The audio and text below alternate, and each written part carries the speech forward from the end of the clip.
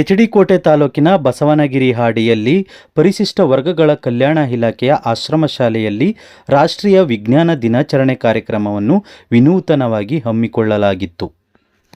ಇನ್ನು ಕಾರ್ಯಕ್ರಮವನ್ನು ಉದ್ದೇಶಿಸಿ ಮಾತನಾಡಿದ ಪುರಸಭಾ ಸದಸ್ಯ ಹಾಗೂ ಆದಿ ಕರ್ನಾಟಕ ಮಹಾಸಭಾದ ಅಧ್ಯಕ್ಷರಾದ ಎಚ್.ಸಿ. ನರಸಿಂಹಮೂರ್ತಿರವರು ಮಾತನಾಡಿ, ಪೋಷಕರು ಮಕ್ಕಳನ್ನು ಪ್ರತಿದಿನ ಶಾಲೆಗೆ ಕಳುಹಿಸಬೇಕು.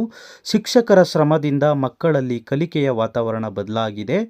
ಖಾಸಗಿ ಶಾಲೆಯ ವಿದ್ಯಾರ್ಥಿಗಳಿಗೆ ಹೋಲಿಸಿದರೆ ಆಶ್ರಮ ಶಾಲೆ ವಿದ್ಯಾರ್ಥಿಗಳ ಕಲಿಕೆ ಉತ್ತಮವಾಗಿದೆ.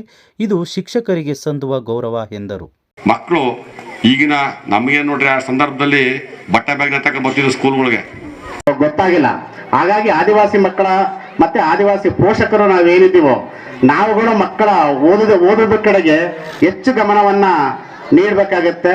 ಶಾಲೆಗೆ ಆಗೊಮ್ಮೆ ಈಗೊಮ್ಮೆ ಬಂದು ಶಾಲಾ ಶಿಕ್ಷಕರನ್ನ ಸಹ ನಾವು ಪ್ರಶ್ನೆನ ಮಾಡ್ಬೇಕಾಗತ್ತೆ. ನಮ್ಮ ಮಕ್ಕಳು ಹೋಗ್ತಾ ಇದೀವ ಅಥವಾ ಓದ್ತಾ ಇಲ್ವೋ, ನಮ್ಮ ಒಂದು ಮಗುವೆ ಅಂತಲ್ಲ, ಶಾಲೆಯಲ್ಲಿರೋ ಎಲ್ಲಾ ಮಕ್ಕಳ ಬಗ್ಗೆನೂ ಸಹ ನಾವಿಲ್ಲಿ ಕಾಳಜಿ ವಹಿಸ್ಬೇಕಾಗತ್ತೆ.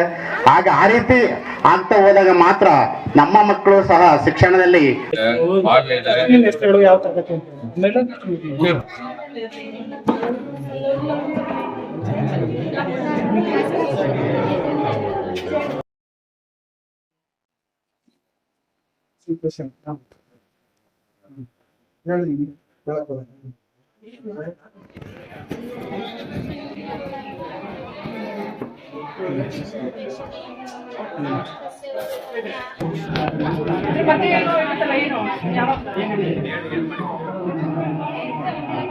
ಹೃದಯ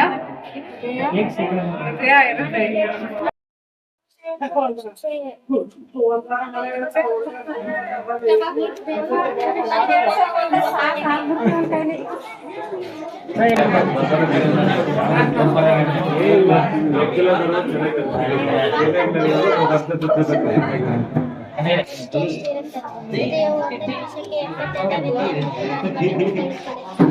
ನಮ್ಮ ದೇಹದಲ್ಲಿ 5.5 ಲೀಟರ್ ರಕ್ತವಿರುತ್ತದೆ. ಹೃದಯವು ಒಂದು ದಿನಕ್ಕೆ 6800 ಲೀಟರ್. ನೋಡಿದ್ಯಾ ಹೆಂಗಿರುತ್ತೆ?